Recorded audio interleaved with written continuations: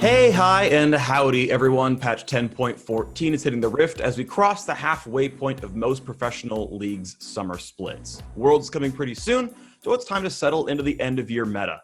Now, we saw buffs in this patch. Alistar, Karthus, Kha'zix, Riven, Sejuani, and Zed all got stronger.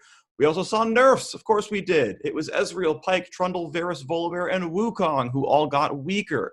We also have a new stat that we'll be using in the LCS broadcast, so stay tuned for that at the very end.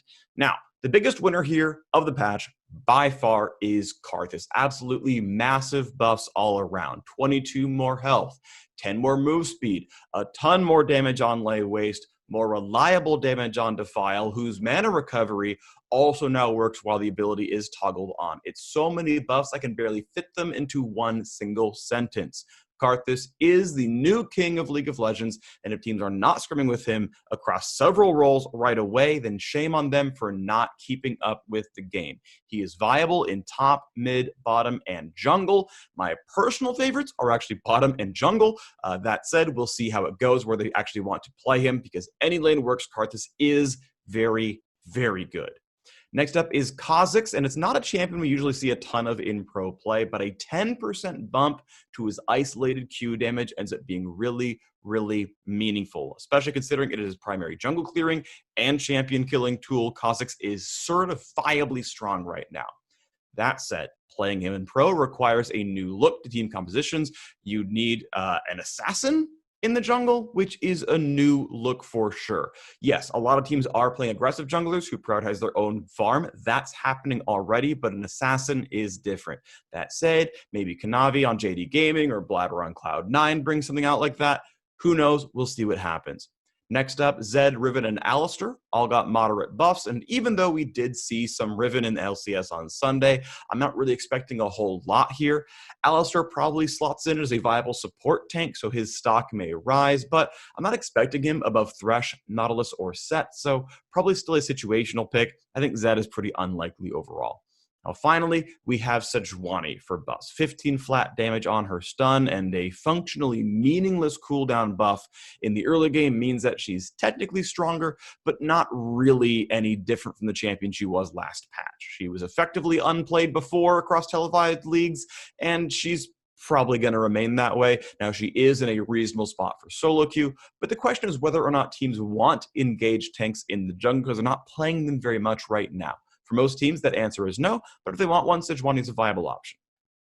Now, the nerfs here were pretty meaningful. First, I want to give a huge shout out to the changes to Pyke. Riot wanted to nerf mid lane Pyke, but leave support Pyke untouched. And honestly, they hit the nail on the head. Beautiful job there. A 54% win rate mid laner and a 51% win rate support is hard to kind of merge together, but they made it happen. Mid lane Pyke lost a good amount of power. Support Pyke remained flat. So he's still viable in both roles. If teams want to play Pyke, they absolutely can. But for the solo queue players out there, mid Pyke is not so OP anymore. We'll see what happens.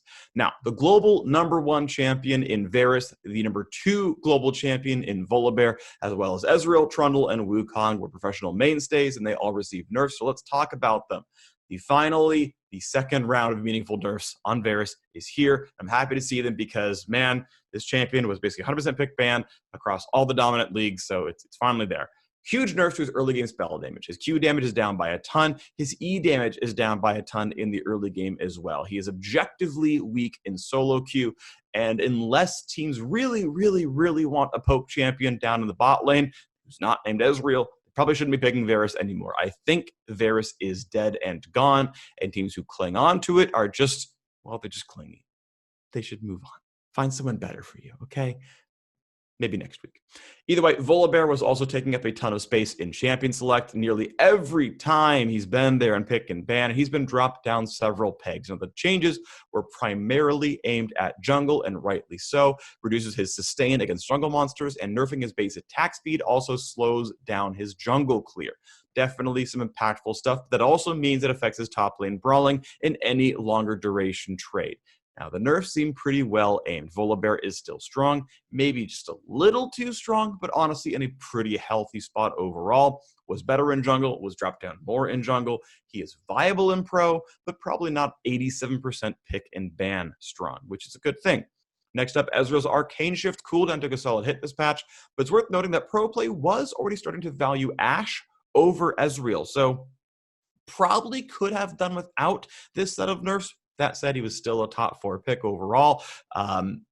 Also worth pointing out, there were really only 5 viable marksmen in pro play, and Kai'Sa was a super distant 6th, with Varus disappearing and Ezra losing some luster.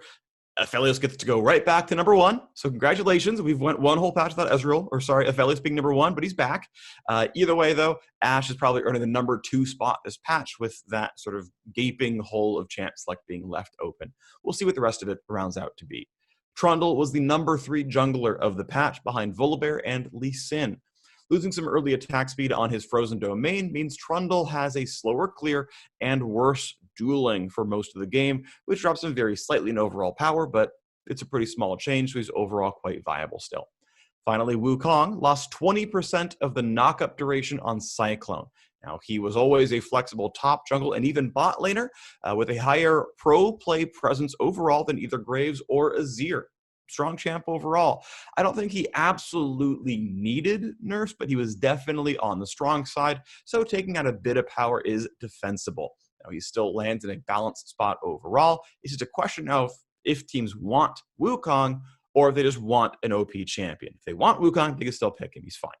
Okay, so I promised you a new stat, and here it is. It is CS efficiency. Now, I lost the fight like 7 years ago to not call it CS, but like minion kills or farming or something. Either way, CS is that score in the top right corner of your screen when you're playing, or the bottom middle if you're spectating, that shows your aggregate minion and monster kills. CS efficiency is a measure of how good that score is in comparison to how good it could have been if you perfectly last hit every minion in your lane up to that point in time. Now, people tend to use about 10 CS per minute as the ballpark value for good farming. But the reality is that about 13 minions spawn per minute in each lane, and that rate increases over time. So let's use a percentage to showcase how efficiently a player farmed their lane up until a certain point in time. Now, it is worth noting that this score can go above 100% because we're tracking overall CS, not just minion kills in your lane. Every case of over 100% has been funnel games. Remember that from a couple years ago? So all the mere mortals who play League of Legends are all under 100% for this one. But regardless, yes, lane farm and jungle farm add up, and putting those together obviously can put you over the top. Now, it's also worth noting that some players get most of their farm in the very late stages of the game. So when you see a 13 CS per minute Rise game, but only 88% CS efficiency at 15, that tells you that Jizuke was getting his fat stacks after the laning phase broke down. Now, overall, I am really a fan of this. It makes it very easy to see exactly how well a player did, how much farm they acquired, or how much they had to give up in order to dominate a lane, or because they were getting dominated. I think it's a cool stat.